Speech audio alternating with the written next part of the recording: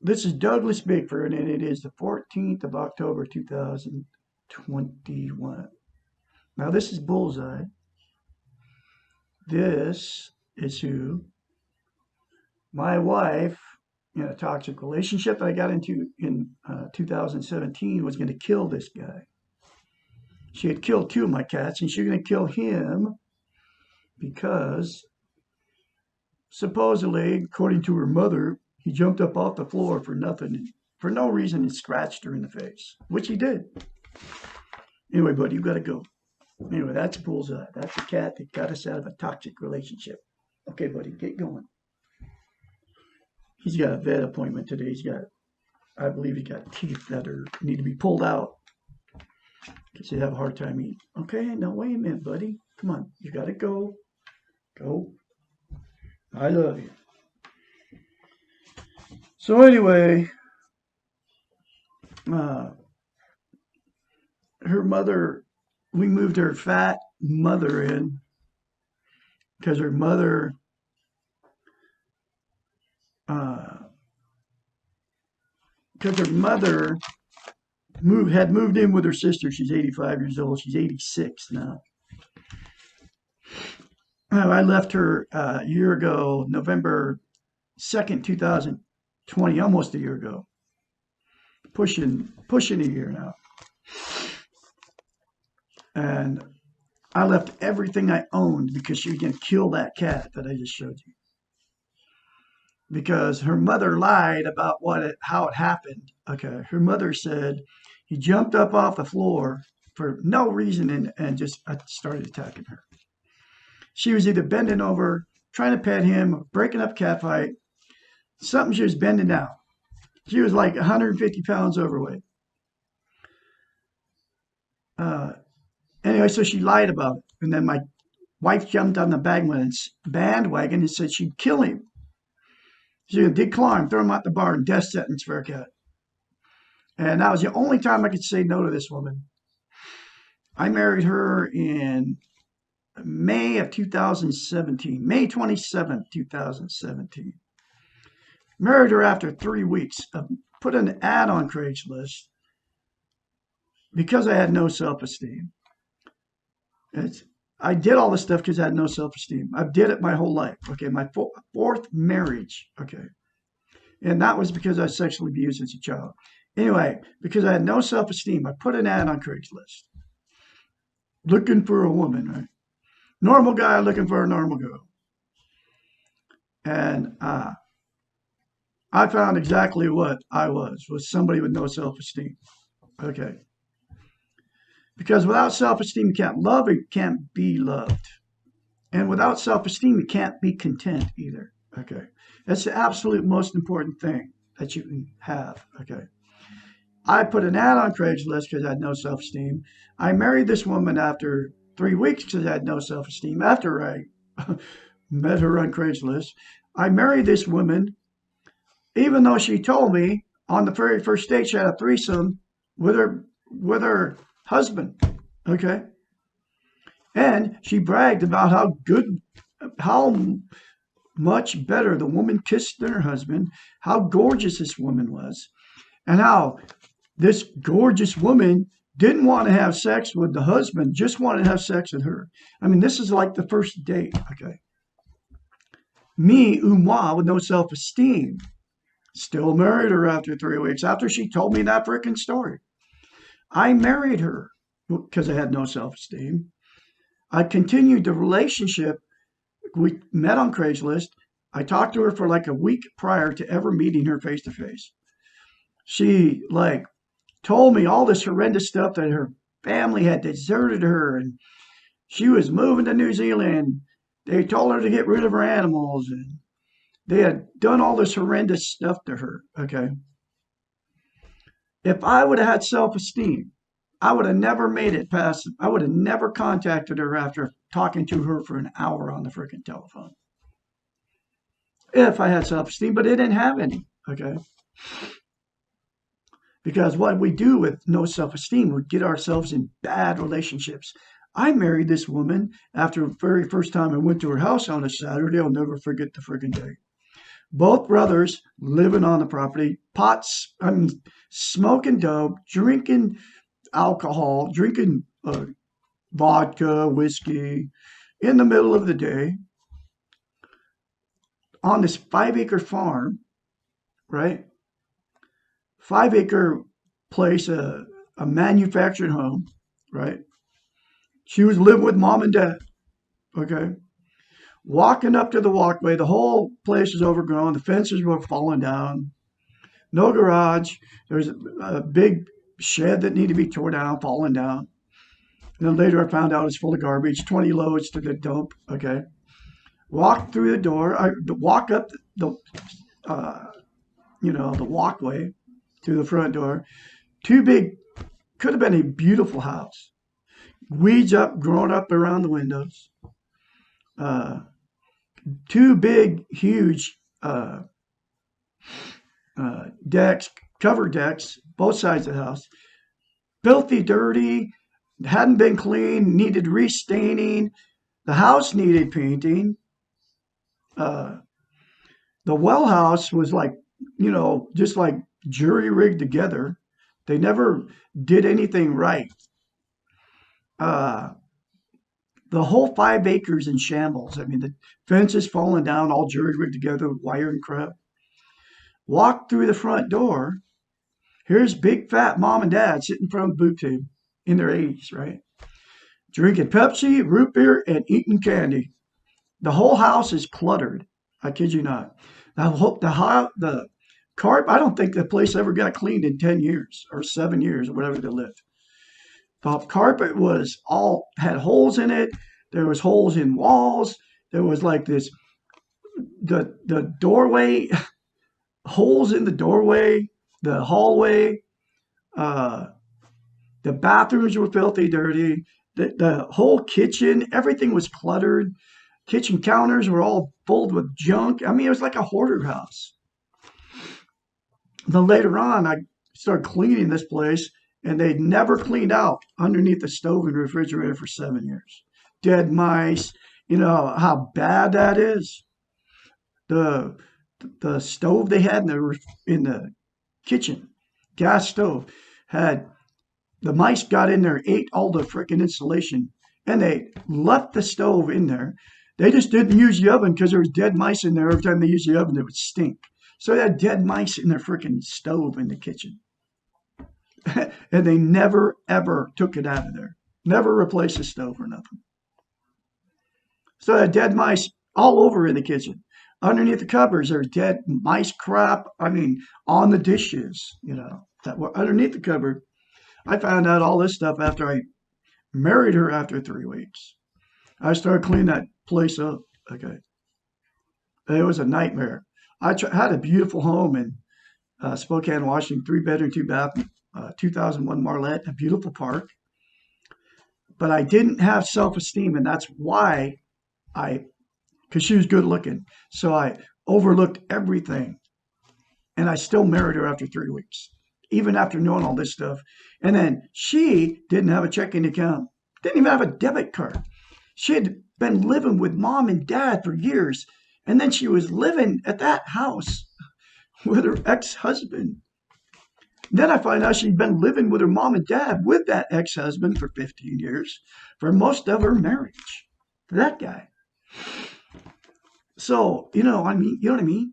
But that's what we get ourselves into when we marry, when we get ourselves in toxic relationships. And I kid you not, the whole time I was in that relationship, I regretted it after about 2 months after marrying her. But I traded my house for their house. So I was like stuck, and all my credit cards got charged up by her. But that's what we get ourselves into, okay? With no self-esteem. Now I have the cure for your relationship jumping, for all the times you've been stuck in toxic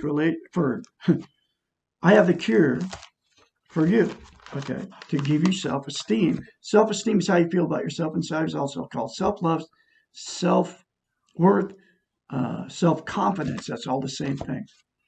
And the thing about self-esteem, like I said, you can't love or be loved without it, and you can't be content without it. So here is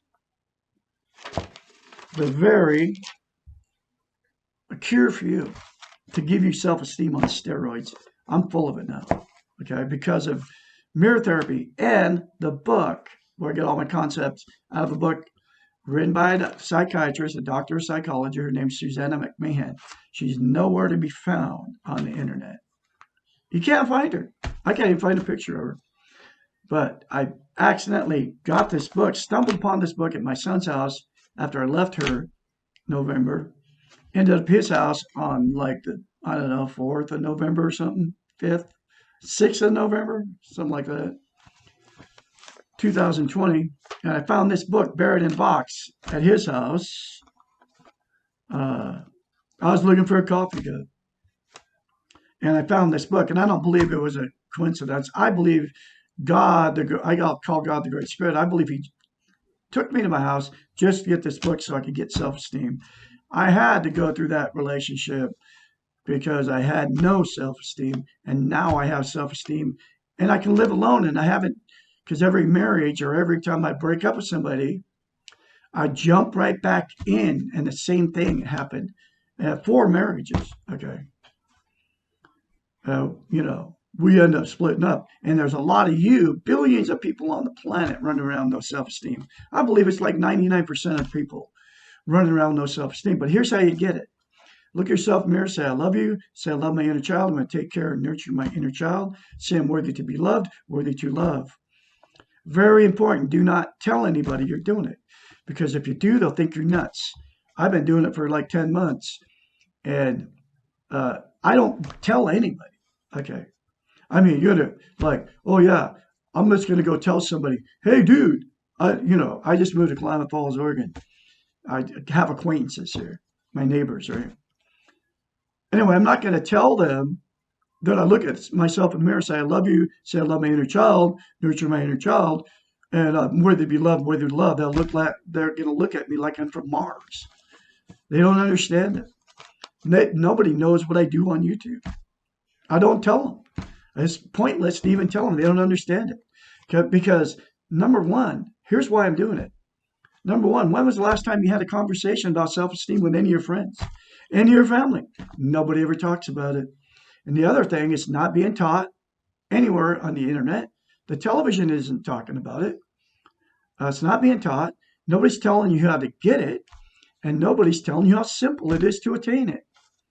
And that's done for a reason, because they don't want us to have self-esteem, because people with self-esteem, I'm talking about the government here, they don't want us to have self-esteem because people that don't have any self-esteem, buy. They spend all their money on all cars, houses, and it never makes them happy. Because without self-esteem, you can't be content, and you will continue to try to make yourself happy. Here's what you'll use: drugs, alcohol, sex, TV, religion. You'll use people. You'll use material possessions. And you live in a fog your whole life. You're psychologically lost without self-esteem. I kid you not. And I got the cure. I just told you the cure. And I can be your mentor. 458-232-5238. Get this book. It's in a link in the description of every video I put up. But I can help you, and I will. And now I'm going through the book, Portable Therapist, a chapter at a time. This is chapter 72. Like, sub, and share these very important videos. I have like 15 YouTube channels. And I'm going to make as many as I can to put, because my message is very, very important for you out there, so you can understand what self-esteem even is. You've got to have self-esteem. That's the most important thing that you can have as a human being. Anyway, here's chapter 72. If I change, will my partner? There are 3 answers to this question: yes, no, and maybe. Yes means that when we are part of a system, the relationship changes. The whole system is affected and changes do occur. The no means we cannot control the changes except for ourselves. Changing ourselves will not ensure changes in others. We may change the way in which we perceive others, and we may change in that it becomes easier to accept others. The maybe means that some changes may occur, but they may not be the ones we wanted, and they may not be in the desired direction. The motivation for changing ourselves cannot be to change the other. If this is the case, then we are involved in manipulative and bargaining behaviors and not with true change. Changing ourselves is hard work and requires strong desires for the changes and commitment to the process of change. When we enter into this commitment with ulterior motives, changing others, quotation marks, we do not gain the desired results.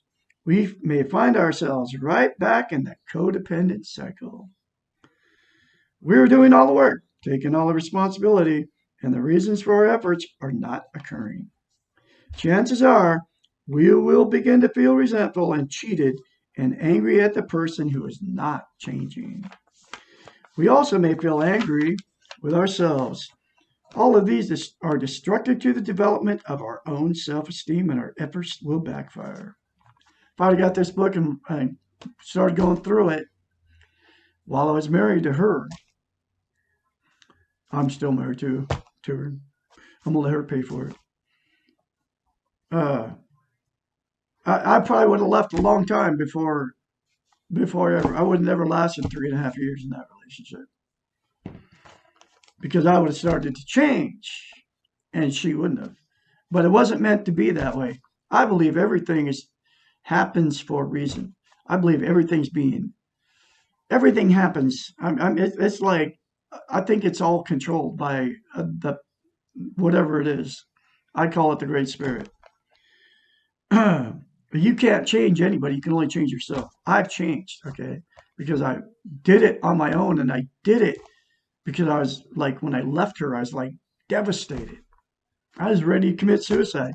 And that's why I believe I found this book for a reason. I believe Great Spirit directed me to go to my son's house because he's in the same thing I was with. He's with abusive, alcoholic women. I was with an abusive, alcoholic woman. I mean, he's in a terrible situation, but I can't. I've tried to talk to him. But last time I talked to him, he told me F off in a text message. So I'm done with toxic relationships, even my own children. If you choose to change, do it for one reason only, because you want to change yourself. Then the change is in your control. Remember, you can only control the way you choose to feel about yourself, and your behavior is based on your feelings. There's only two things you can control, folks. You can choose to love yourself or not love yourself, and then you can choose the behavior of that feeling. That's it. You can't control anything else. Can't control anybody else. I can't control what's going to happen to me in the next minute. I have to live in the future when I hit it. I'm hitting the future a minute at a time. I can't fix anything that hasn't happened yet. I can't go back in the past and fix everything that I messed up. So I can't live in the past in guilt, which is that what people do. And I can't live in the future in anxiety, because that's what people do. They have anxiety medication because people are living in the future. You can't do anything about the future. You can live it when it becomes the present. That's it. The way others react to your change is totally out of your control. I've seen this happen, man. People don't want to be around me because I've changed. I have self-esteem, and I won't be around toxic people. I won't be around people that smoke pot and drink alcohol. It's to the point now I won't even be around people that drink caffeine, because caffeine is a stimulant. And past caffeine, people are masking their pain with caffeine. Logically, you may believe that if you change in a positive direction, your close relationships will also improve in a positive manner. Unfortunately, relationships are not logical, and sometimes the opposite occurs. The relationship begins to fall apart or the others around you become more dysfunctional. This is a common reaction, well known to many family therapists and systems experts. Sometimes the deterioration of the system is short term and the family stabilizes and becomes more functional once they get used to the change. But sometimes the opposite occurs and the relationship cannot cope with the change. This is one reason why it's critical to change for yourself. Change because you have to, no matter what the consequences. This does not mean that all changes are going to put the relationship at risk. Many changes occur which clearly enhance the relationship. However, the more dysfunctional the relationship, the more likely it will not adapt to the change. In other words, you'll split up. You'll have to leave that person because you changed and he or she didn't. Okay.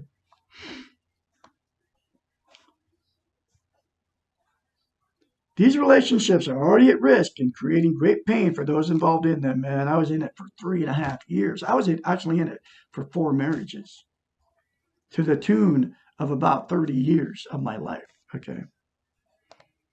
This is the first time I've been clean of a relationship. I'm going on a year now. I don't have to have somebody tell me they love me anymore because I tell myself I love myself.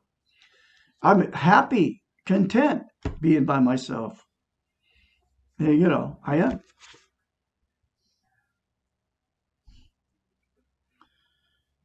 If your relationship is so tenuous that changing yourself for the better will destroy the relationship, then you may need to consider how valuable this relationship is to you and your quality of life. If you're trying to change so that someone else will change, you're absolving them of their responsibility to change, and you are taking credit for any changes which may occur. When you change yourself, you get all the credit for the change because you did it. You did the work, you felt the pain, you stuck it out. And that's 7 months in an RV after I left her. Old RV. And my 1987 Prowler, like 23 foot. I mean, the doors were like needed replaced. Uh, no, the parts of the floor missing. And I lived in this thing for 7 years or 7 months. And I got self-esteem right in the middle of that, having nothing. Okay. I mean, I left everything I owned. I left the woman I thought was the last love of my life, of the one was going to make me happy for the rest of my life. And I had to leave her because she was going to kill my cat. As best thing that ever happened to me. Because now I'm full of self-esteem. I can live alone. And, it's just like a big blessing. If you're trying to change, you stuck it out and you achieved what you wanted, and I did. Because I did all the work. I felt all the pain because it's very painful, folks. I mean, it seriously is. I've stuck it out and I'll never go back to the way I used to be because I continue, even though I bought and paid for my house cash in Klamath Falls, or in my hometown. I was blessed with that 1,300, almost 1,400 square foot home, 2-story, huge lot. I was blessed because when I left that relationship, we had sold a house. 7 months, I waited for that thing to close in Idaho, and I didn't know what was going to happen. I didn't know if she was going to get everything I own and get the money and run, but I ended up getting $143,000. I bought and paid for my house cash. I'm going to buy me a nice trailer, RV, so I go travel around because I bought a big truck to pull my trailer. I bought a diesel rig. That's the last thing I'm going to buy. And then I'm going to go around, teach self-esteem, do what I do.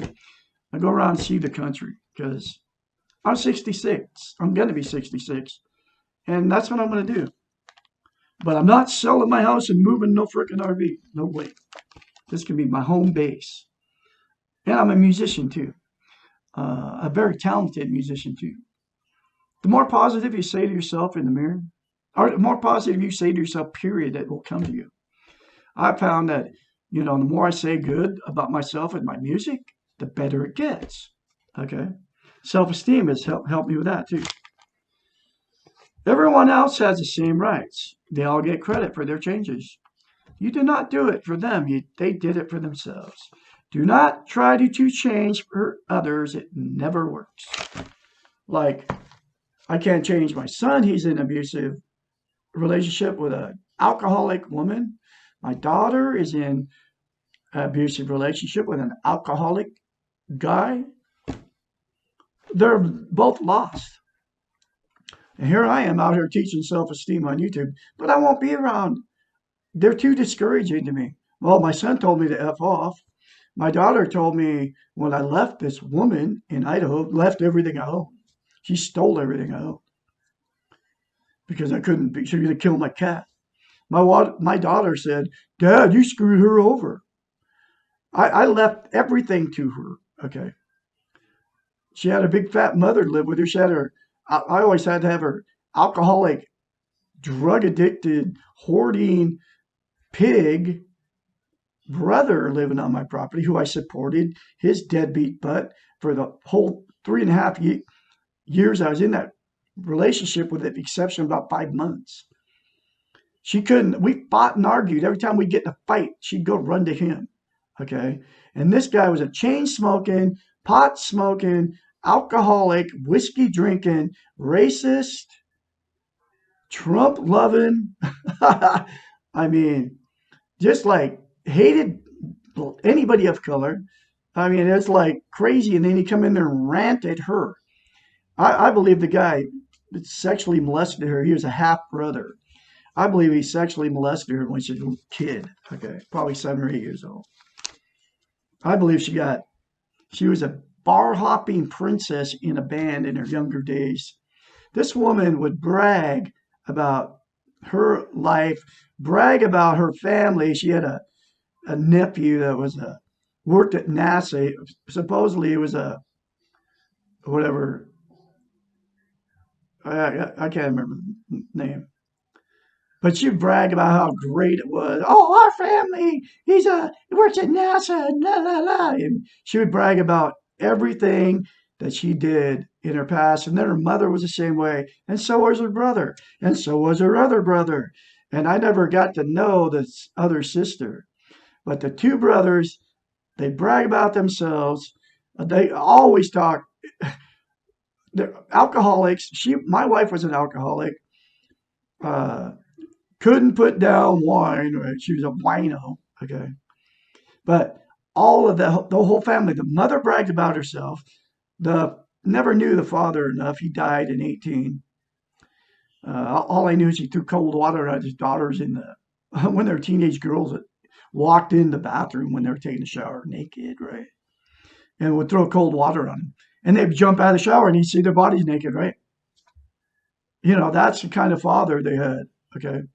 The mother was a overweight, 150-pound overweight, Mormon narcissist bully.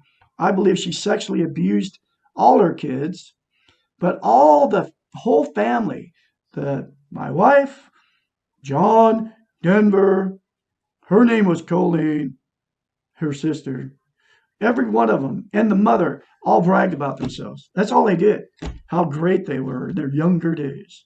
My wife was the bar hopping princess in a band. She was a good looking woman. So I believe she went and had sex. Even when she was married to that guy for 15 years, her last marriage, they would go to bars and she always said he wanted to go play darts. Well, no, they both went to bars and they were picking up women and men having freaking threesomes. Okay. She told me she said, oh, I've only been with a woman one time. No, she's lying. She was the bar hopping princess in a band and she was good looking. So she probably had sex with many, many different people, probably had orgies because when the bar closes down, everybody's drunk, stoned, and then she's up there and they're all oogling and awing at her. Okay.